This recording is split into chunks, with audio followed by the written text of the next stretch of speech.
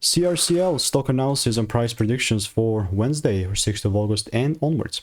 Is it a buy or not? Watch this very brief and short 1-minute video till the end to find out. Honestly, for me, looking to buy more. Like, it's all started right here.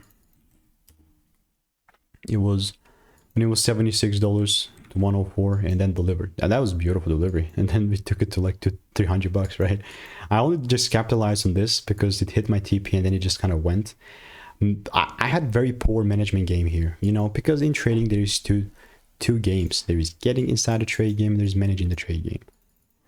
My managing the trade game was poor there, you know, and I'm a human. That's gonna happen. For me, genuinely speaking, if I don't see a shift happening, there's no way I'm buying. And this is like a crazy call out. I'm expecting like 100 to go from 150 to $300. That's a double, right? So I'm technically expecting the price to come a decent amount of 100% up, right? It's not small.